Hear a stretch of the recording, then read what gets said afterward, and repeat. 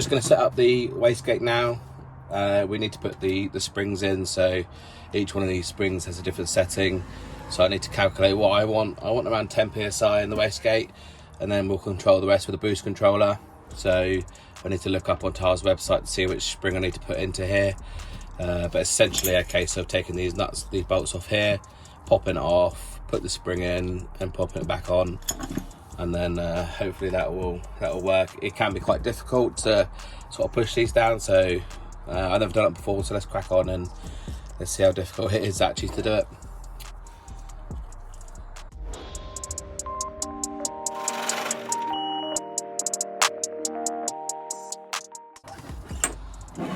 Okay, so here's the top of the wastegate.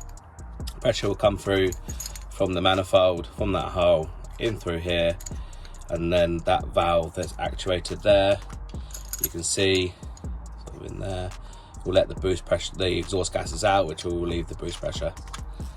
So I just need to work out which springs I need to put in there. I think I need to put two springs in there for 10 psi. Let me just check that and I'll get back to you. So I've just checked the chart. It says I need a red, you can see the colour on that, and a green, which is green here. So I need to put both springs in there for it to seat. And seat 2 springs on there.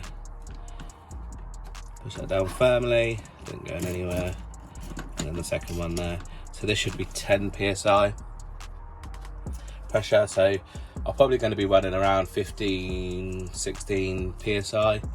So with this, it's a good rule of thumb you can double your boost pressure using a boost gauge. So if you wanted 2 pounds of boost, then you could put in a pound of boost spring, and then you can add an additional pound using boost control.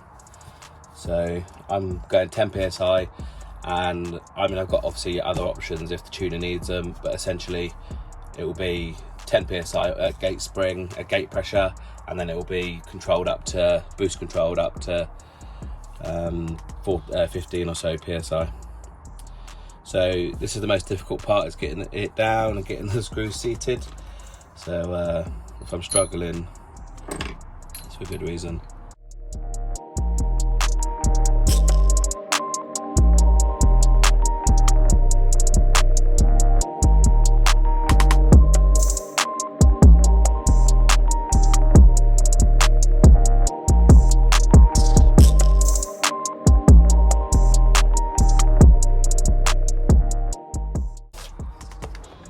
Diaphragm isn't being crushed. Give that a nice little wiggle. And we have it seated, so let's get some screws and bolts in there.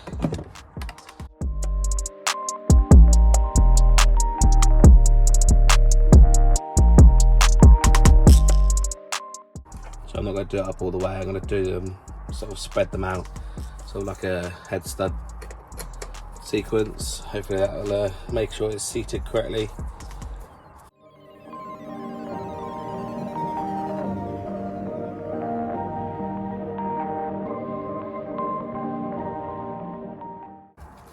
It's got the 2 springs in there. It'll be very difficult to push it. I could just about move it, but believe me, when there's some vacuum in there, it'll open up very easily. And that's it then. So it's all set up, ready to go for 10 psi. So that's it, guys. That's all set up and ready to go. Once the car's built, we can whack that straight on and not have to worry about setting the spring pressure. I'll post a link to the chart, or I'll put it on screen. And yeah, thanks for watching, guys.